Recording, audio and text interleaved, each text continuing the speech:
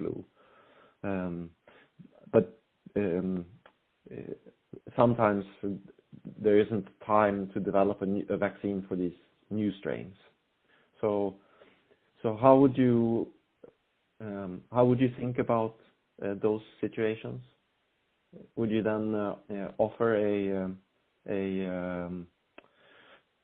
like a flu treatment to these patients, or would they have to go, or would that be offered under the National Health Service, or how could that work in the Philippines?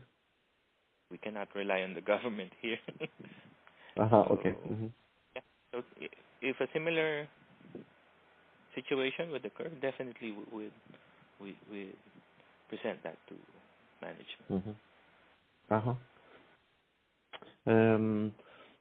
And what would make this feasible, right? So if you take the 2010 scenario, right, and let's say that there wasn't an H1N1 specific vaccine, and if the normal vaccines cost $20 but they don't work, and given that this only happens with 1 in every 10 years, what would be the maximum cost that your finance director would be likely to accept?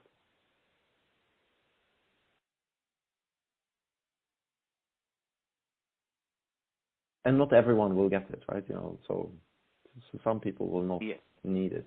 It will only be limited to the employees, most likely. An amount.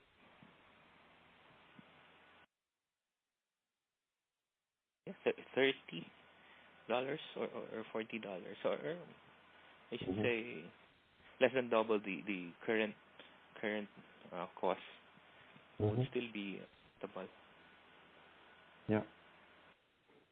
Okay. Yeah, I mean that makes sense, right? Because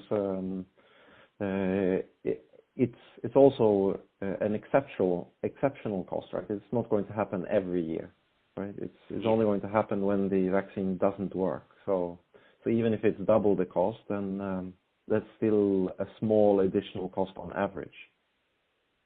And imagine that was 8 years ago. So it doesn't happen every time, right? Yeah, so it will obviously happen in 2 years' time, because then it's 10 years. No, I'm just joking. And how would you present it to your team? Would you do the same as with the normal vaccine program? You would say, in the same way, or would this be different? We will have to cite the H1N1 experience in 2010. I recall I had a professor before. I was studying law that time, and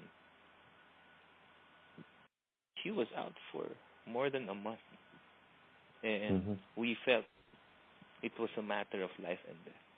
We weren't informed, but about the particular illness, but we were told that she wasn't well. So when she returned, it was we only found out that it was due to H1N1, and it was, according to her, a near-death experience. So we will have to cite figures from that experience. And so now, if this happens again, right? H1N1, then there might be a situation where everyone wants to get a hold of these pills, right? So it might not be so easy to get hold of the medication. So I've thought about 4 scenarios for this. So 4 options to kind of have access to these drugs. So I'll read the 4 options, and then you can say which one you think seems to be the most likely in your case, and then we can discuss if you can think of a better approach. So here it goes. So the first one is that you basically buy a stockpile and you keep it on site, and then every 2 or 3 years you obviously have to throw it away and buy a new one, because they will expire.